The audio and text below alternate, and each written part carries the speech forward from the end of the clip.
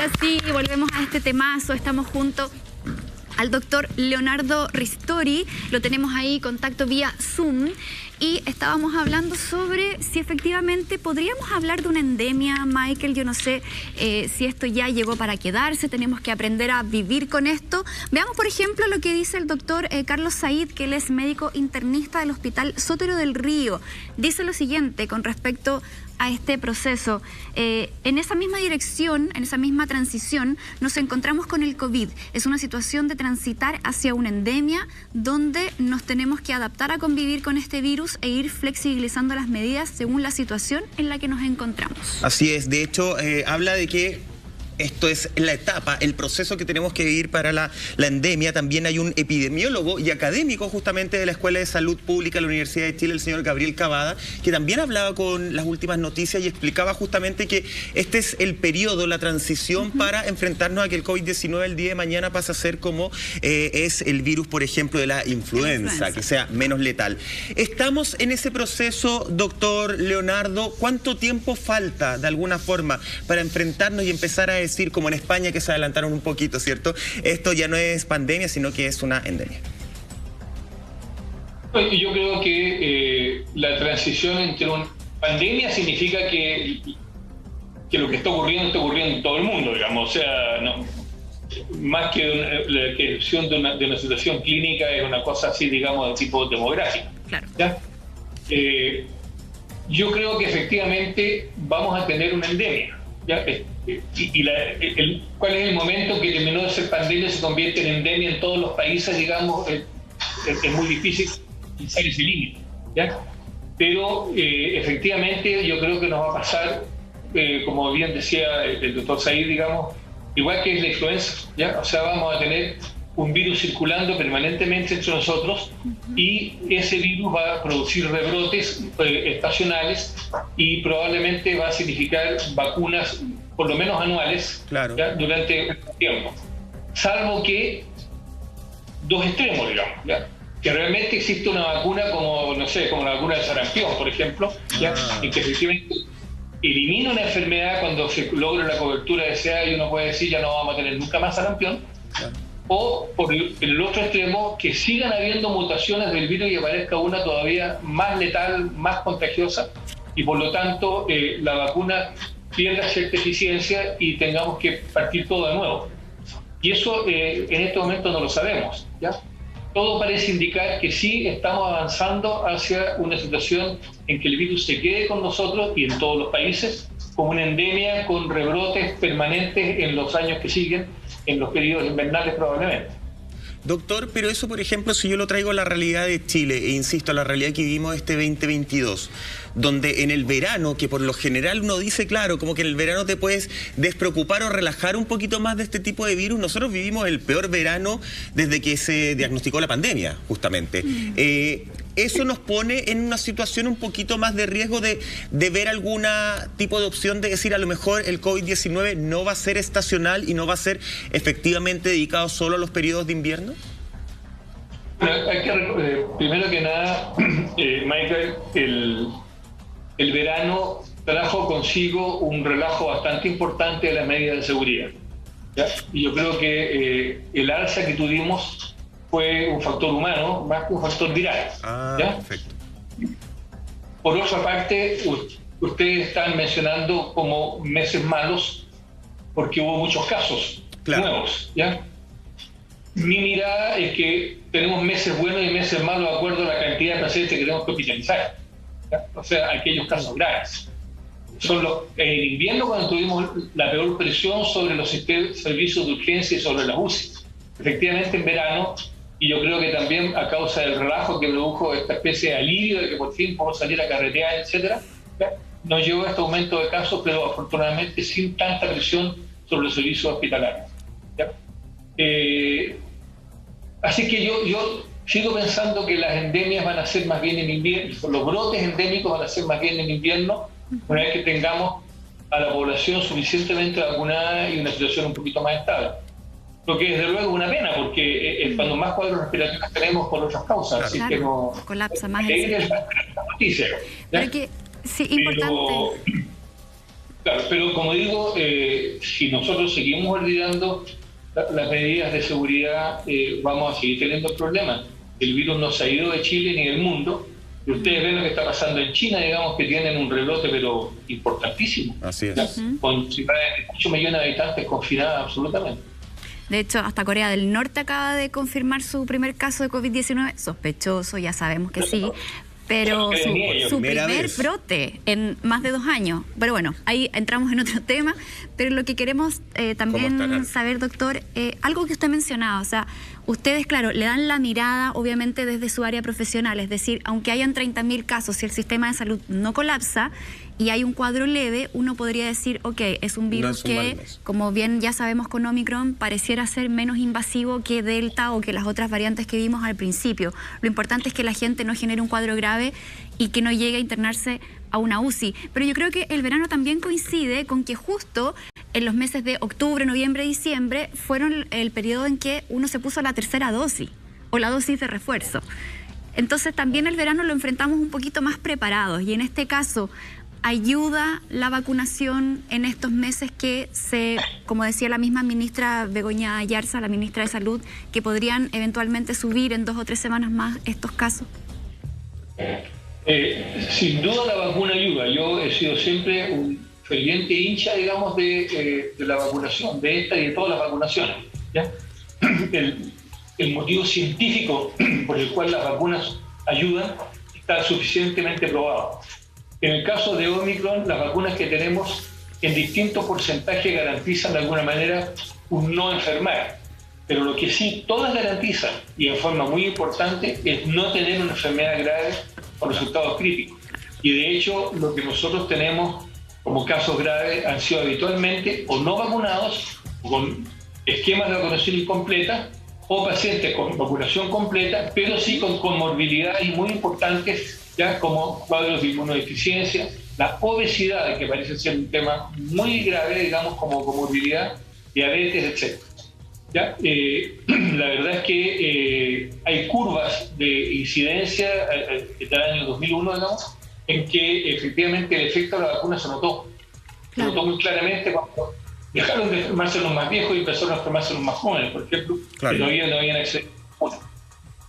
Claro, y también quizás tampoco confiarse, según los datos que manejamos acá actualmente, el sistema integrado de salud para poder hacer frente a las atenciones por COVID-19 tiene un 82% de ocupación, lo cual nos da un poquito más de margen, ¿cierto? Y también otra cosa que nos preocupa es que las camas UCI siguen siendo ocupadas finalmente por personas adultos mayores. Mira, revisemos el siguiente titular para que hablemos justamente de este tema. Dice así, Chile marca la menor cantidad de pacientes COVID en UCI de la pandemia con 10 días de alzas de casos.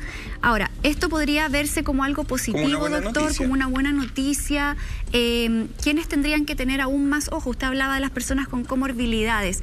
¿Dónde tendría que ponerse el mayor cuidado hoy día para evitar que las personas lleguen a ocupar una cama UCI? Vamos a retirar lo mismo, ¿eh? Yo creo que la primera medida es la vacuna, ¿ya? Un esquema de vacunación completo, bien hecho, digamos, en los plazos que corresponden, va de alguna manera a dar la mayor porcentaje de garantías, no 100%, pero estamos hablando de sobre el 90%, ¿no? 96%, de no tener un cuadro que requiera finalmente una unidad de cuidado intensivo. ¿Ya? Eso sería la primera medida, digamos. La segunda, desde luego, ya son las medidas que hemos hablado, ¿no? Evitar las aglomeraciones, evitar este acercamiento en las colas que ustedes mencionaban, el uso correcto de mascarilla, el lavado de manos. Efectivamente, la gente que esté en la calle no puede lavarse las manos, pero puede andar trayendo alcohol gel, por ejemplo, que tiene bastante eficiencia, 4 o 5 veces, y después de todo modo se la lava las manos. Yo creo que esas son las medidas. Por supuesto, todas las comorbilidades bien controladas, pieza renal, diabetes, etcétera, es bueno que estén perfectamente equilibradas y bajo control, y eso también es un factor, ¿eh? Porque cuando hay tantos pacientes que nos ocupan las camas, la gente, o que consulta, la gente empieza a temer acceder a los servicios hospitalarios y empieza a abandonar sus controles. Claro. Entonces, una consecuencia no esperada, digamos, o no deseada de la pandemia hemos tenido descompensaciones de insuficiencias renales, cardíacos, hipertensos, diabéticos, porque abandonaron los controles para no acercarse a lugares en que ellos estimaban que podían ser contagiados. Y además porque las camas se las ocuparon los pacientes COVID. Claro. ¿Ya? Entonces, esto tiene varios rebotes, digamos, en distintas partes, y en general yo creo que tenemos que mantener la guardia alta respecto a esta enfermedad. Doctor, sin lugar a dudas, leer titulares como el que acaba de presentar Monty, que nos comentaba que Chile marca la menor cantidad de pacientes UCI, ¿cierto?, internados, son titulares que nos alegran. Nos preocupa sobre todo los pacientes, nos preocupa la ocupación de las camas, pero ese es un escenario que al parecer estaría bien solucionado hasta ahora.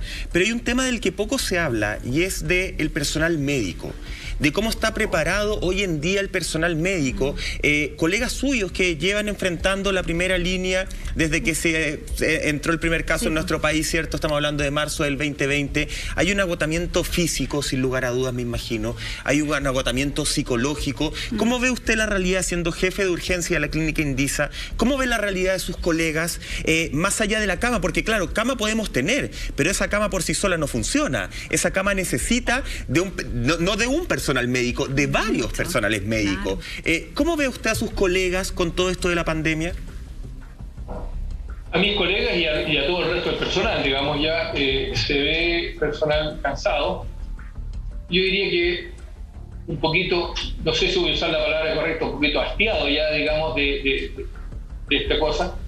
La atención de un paciente en que uno sospecha, y estoy hablando de servicio de urgencia, ¿no? Sí, sí, en que uno sospecha un COVID por el cuadro clínico, es tremendamente engorrosa, digamos, porque primero que nada la persona ya, el profesional, el técnico, paramédico, la enfermera no lo atienden como atienden a otra persona. Claro. Tienen que ponerse antiparras, tienen que ponerse una máscara, tienen que ponerse un delantal, ese delantal tiene que ser sacado y los guantes sacados dentro del box para salir, y si tiene que volver a entrar, tiene que volver a vestirse con otro elemento. ¿Ya? Entonces, todo esto, aunque se convierte en rutina, alarga las cosas y va cansando a la gente. Además, nosotros tuvimos, por razones obvias, que impedir, o más bien negar, permisos y vacaciones, ¿ya? O hacerlas muy breves, de manera que la gente tampoco tuvo los descansos adecuados y ahora, por razones legales, digamos, tienen que tomar sus permisos, lo que hace que tenemos menos personal disponible, ¿ya? Eso ha sido un factor muy importante para nosotros, estar permanentemente y todos los días armando un turno completo con algún tipo de reemplazante, cubriéndose entre los mismos compañeros para que otros puedan tomar el descanso, lo que significa que el que tomó el turno se cansa más. Entonces, no resulta un buen negocio, pero por lo menos mantenemos la atención. ¿Ya? Oye, y esto, Monty, lo conecto con lo que hablábamos hace un rato. Entramos ya al tercer año de pandemia y todavía hay gente, por más que hoy día en la calle, si tú tienes distanciamiento de 1 metro, puedes usar la mascarilla en sí, pero todavía hay gente, como tú comentabas, que dentro de los malls, dentro de los bancos, no guarda la distancia, que no sabe usar la mascarilla o de frentón no la quiere usar la mascarilla bien y se pone la nariz afuera. O sea, yo trato de imaginarme la rabia que deben sentir de verdad personas que están sacrificando su vida, esforzando su vida por salvar la vida de otros, todo el personal médico. Cuando hablo de personal médico, ojo, quiero sumar también a las personas encargadas de que las clínicas y los hospitales estén limpias, las personas que están limpiando esos pasillos, las personas que están encargadas todos los días de retirar la basura de las clínicas y los hospitales, los TENS, las enfermeras, los enfermeros, los médicos, o sea, el agotamiento que ellos están viviendo y miran por la ventana y a la gente pareciera que de verdad le importa 3 huevos la pandemia. No, es que da rabia, mira, en los malls o los lugares donde hay, por ejemplo, patios de comida, se sabe que se puede ingresar, ¿cierto?, con pase de movilidad, sentarte, comer, quitarte la mascarilla. Pero hay locales, por ejemplo, que están en los pasillos, que venden comida, helados, lo que sea, y la gente se los pone a comer en el pasillo del mall, y eso no se puede comer en el pasillo del mall, por ejemplo, no se puede comer en el pasillo de un supermercado y la gente lo hace igual. Entonces, obviamente queda rabia porque nuevamente volvemos a la porfía del chileno, y al final los perjudicados lamentablemente parecieran ser los mismos de siempre, porque yo aquí le quería preguntar esto, doctor. Mire, el año pasado revisábamos algunos estudios acá en el programa que hacían revistas científicas en donde había una relación muy directa, por ejemplo, entre el nivel socioeconómico de los grupos poblacionales, ¿cierto?, en relación al número de contagios. Usted también hoy día está en una clínica, ¿cierto?, privada, del sector oriente de la capital, pero usted también ha hecho trabajo en servicio público. Y quiero saber cómo lo ve. 38 años. ¿Cierto? Entonces, quiero ver cómo lo ve usted, si efectivamente los sectores más vulnerables, los sectores que tienen menos acceso a la salud, son efectivamente los que siguen siendo más afectados por la pandemia versus las personas que sí tienen una mejor atención, que tienen los recursos para poder incluso tener mejor prevención, viven en casas con más metros cuadrados, no en condiciones de hacinamiento, viajan en auto, no tienen que subirse una micro, un metro. ¿Se sigue dando esa dinámica? Sí, esa dinámica se da. Yo diría que una vez que la persona enferma y tiene tratamiento o requiere tratamiento, ese tratamiento no es discriminatorio gracias a la integración público-privada, porque nosotros aquí en la clínica, por ejemplo, recibimos una gran cantidad de pacientes que el Ministerio nos enviaba y yo entiendo que todas las clínicas, o por lo menos la mayor parte de ellas, tuvieron esta misma disposición, ¿ya? Y en ese sentido pudimos tratarlo sin ninguna diferencia con el... Pero en la posibilidad de contagiarse la cosa cambia mucho, ¿ya? Efectivamente, como Montserrat decía, es muy distinto una familia de, no sé, 6 o 7 personas que viven en 90 metros cuadrados que una familia de 5 personas que viven en 300 metros cuadrados. Además... Doctor, 5 personas en 30 metros cuadrados, además. Esa es más o menos la realidad de los hacinados. Ahora, gente que tiene que salir a trabajar sí o sí porque prácticamente viven el día a día para poder alimentarse, ¿ya? Entonces tampoco pueden confinarse con la comodidad o que lo puede hacer las clases más acomodadas. Y el transporte, como también decía notábamos ahora, es bien distinto cuando uno va solito en su auto escuchando música que apretado en el metro, ¿no es cierto? O en una micro. De manera que efectivamente los contagios se van a dar más en ese grupo. Los tratamientos yo creo que van a ser iguales, ¿ya? Pero los contagios, y por lo tanto la mortalidad, no la letalidad, pero la mortalidad va a ser mayor en ese grupo, sin duda alguna. Doctor, y esa realidad también la podemos observar en el proceso de vacunación, por ejemplo, proceso de vacunación que hoy día nosotros estamos observando en las noticias, por ejemplo, muestran mucho que está mucha gente en las filas, porque claro, ya amenazaron con que el 1 de junio, si han pasado 6 meses en que tú no tienes tu dosis de refuerzo, te van a terminar cortando el pase de movilidad. Claro, la segunda, según la fecha, la tercera tendría que haber pasado. Sí, pero también pasa que hay mucha gente que no puede ir en la mañana a buscar su dosis de refuerzo. Y uno dirá, bueno, hay una obligación medio obligada, medio moral de que el jefe te deje ir a ponerte tu vacuna, pero hay muchas ocasiones que, como usted bien dice, hay trabajadores que viven el día a día. Entonces, si pasan 2 horas en una fila, efectivamente son 2 horas que pierden de ingreso para poder llevar alimento a su comida. ¿Se ha visto una diferencia también? ¿Cree usted que esto tiene que ver con la lentitud del proceso de vacunación en esta etapa? No tengo, yo no me atrevo a dar una cifra en ese sentido. No, pero su percepción... La percepción está más atrasada en los segmentos socioeconómicos más bajos que en los más altos. La verdad es que no lo sé, ¿ya? De repente, yo diría que gente, digamos, de estratos económicos más altos se ha puesto antivacuna, por ejemplo, ya con una especie de moda, ¿ya? Un poco inteligente sin duda, pero ahí está. Y ahí está, moda. O creen que realmente sus condiciones de vida le permiten sobrellevar bien el problema. Efectivamente es posible que la gente que tenga una situación laboral un poquito más complicada le cuesta acceder a la vacuna. Entiendo que hay vacunatorios móviles, que los horarios se han alargado lo suficiente y además hay disposiciones legales que hacen que las jefaturas faciliten al trabajador de poder acceder a vacunarse. Por lo demás, para ese empleador, tener personal vacunado es un plus, ¿ya? Que no tenerlos a todos enfermos, digamos, de manera que está haciendo una inversión gananciosa, digamos, claro. cuando hace que su persona se vacune. De hecho, aquí en la clínica ya apenas aparece la vacuna, desde la dirección hacia abajo nos mandan a vacunarnos a todos y no hay posibilidad negativa, digamos, ¿ya? Y si bien es cierto que yo creo que nos tienen mucho cariño, yo me doy cuenta que lo que están tratando de hacer es evitar el ausentismo laboral. Claro, la estrategia ahí, de por medio. Pero claro, eso tiene que ver con esa visión. Hay muchas personas, y lo digo porque hay denuncias justamente que uno va escuchando de personas que dicen, en realidad sí, hay una disposición legal de que me tienen que autorizar ir a vacunarme, pero en la práctica, básicamente es como te voy a echar si te ausentas. Hay muchos empleadores que les importa el día a día, como usted dice, y que no ven esa estrategia de tener un equipo sano, porque también los obligan a ir enfermos a trabajar. Bueno, y hay varias causas. Yo creo que podemos acá poner sobre la mesa, por ejemplo, también hay gente que no va porque le da lata nomás, pues le da flojera. No, sí, hay de todo. Sobre todo la gente más joven. Pero, doctor, ¿qué le parece, por ejemplo, que hoy día, jueves 12 de mayo, a partir de las 5 de la mañana, ya entramos 95 comunas del país en retroceso de las fases a medio impacto sanitario? Recordemos que ahora son solamente 3 fases, ¿cierto? En colores más simples. Está la verde, la amarilla y la roja. Estamos en la amarilla. Veníamos de la verde, pasamos a la amarilla. Plan paso a paso, desde este jueves 95 comunas retroceden de fase a fase, sí, de medio impacto sanitario, lo que significa básicamente, mira, ahí estamos viendo las fases. Quizás es un poquito más fácil de entender este plan paso a paso que el anterior, ¿cierto? Acá lo que cambia básicamente es el tema de los aforos. Claro. Y el uso de mascarillas. Si solamente podemos tener 1 metro de distancia, tenemos que seguir manteniendo la mascarilla en espacios públicos. Si podemos mantener más distancia, podemos sacarnos la mascarilla, pero acá los aforos se reducen hasta un máximo de 10.000 personas, lo cual sigue siendo muy alto.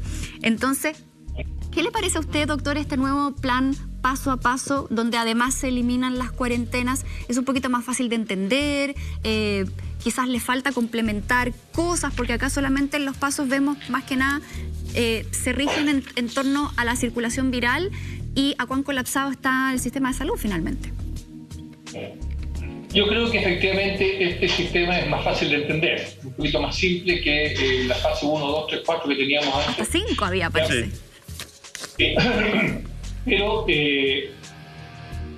Pero también todo depende de cómo lo interpretemos y cómo lo acatemos, ¿ya? Yo creo que efectivamente esto incide sobre todo en los aforos. A mí 10.000 personas me sigue pareciendo mucho para que estén todos, ¿ya? Por lo menos en esta fase. Yo prácticamente esta etapa amarilla, digamos así, se parece mucho a la verde, salvo por los aforos, ¿no? Claro, es lo único que cambia en rigor. Prácticamente. Entonces, y yo creo que los aforos, cuando tenemos o cuando tenemos mucha gente que todavía no ha completado su esquema de vacunación. Doctor, mire, en pantalla estamos mostrando justamente una gráfica del plan paso a paso antiguo. La fase 1, la fase 2, la fase 3, la fase 4 y la fase 5. Que yo creo que hay mucha gente que terminó este plan paso a paso y no logró entenderla nunca. No se entendió. Porque efectivamente, versus el nuevo, que es el que estamos viendo ahora de un semáforo, de 3 colores, que es un semáforo y que es algo que está súper interiorizado en todos los seres humanos. En la verde tienes más libertad, en la amarilla hay un poquito más de zona de riesgo y el rojo es alto para. Comunicacionalmente, que es un tema que usted ha mencionado en varias ocasiones y que además lo maneja a la perfección. ¿Le parece que este plan paso a paso, para el entendimiento del ciudadano, entendiendo al ciudadano chileno como porfiado, ¿cierto? En eso estamos todos en conclusión. ¿Es mucho más simple y tendría que tener mejor resultado que uno con tantas etapas como el anterior? Sí, yo creo que es más fácil de entender, son los colores habituales que usamos para todas las alarmas y para el semáforo y todas estas cosas, ¿no es cierto? Ahora, y eso ya da una imagen que aclara un poquito. Pero donde yo creo que pondría ahí vemos en la pantalla un señor con la mascarilla abajo, ¿no? Sí. Entonces yo digo, donde yo creo que hay que poner mucho énfasis en el pase de movilidad. ¿Ya? Lamentablemente hay que ser un poco coercitivo, ¿ya? Y yo creo que el pase de movilidad es una herramienta muy importante que debería usarse incluso en forma un poco más estricta, ¿ya? O sea, perdón, sin el pase de movilidad al día usted no entra aquí, así de simple. Más riguroso. Porque seguir dejando toda la interpretación de cómo me conviene más, cómo me gusta más, ya nos lleva a este aumento de casos, ¿ya?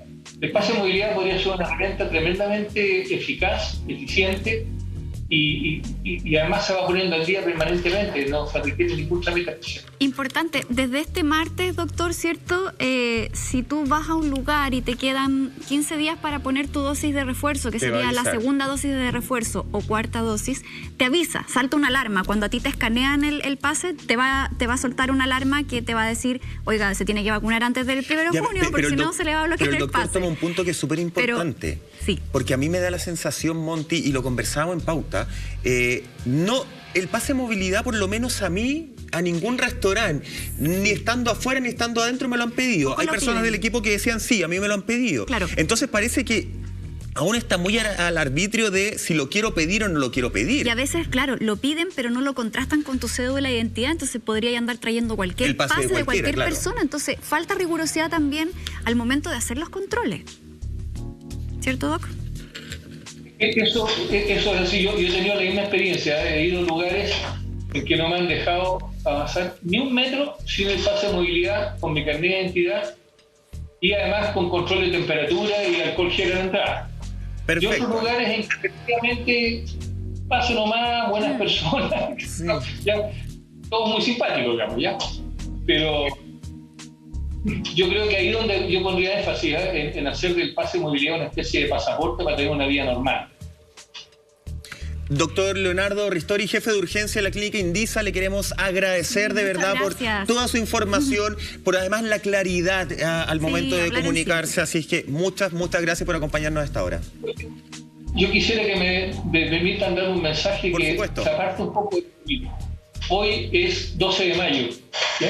Y es el Día Mundial de la Enfermería, de las enfermeras. Ah, mire. Y yo quisiera desde aquí mandar un enorme saludo, un cariñoso saludo y lleno de admiración y agradecimiento por la labor de las enfermeras a lo largo de esta pandemia y también su permanente labor al lado de los pacientes. Nosotros los médicos, sin la ayuda de la enfermería, no haríamos nada útil. Así que quiero hacer un reconocimiento a esa profesión y mandarles un abrazo a todas las que nos estén escuchando. Doctor Leonardo, nos sumamos también a ese agradecimiento. Qué bueno que nos recalcó la fecha y el Día de las Enfermeras y los Enfermeros. Le mandamos un abrazo. Muchas doctor gracias, Leonardo Ristori, jefe de urgencia de la clínica Indisa. Que esté muy bien.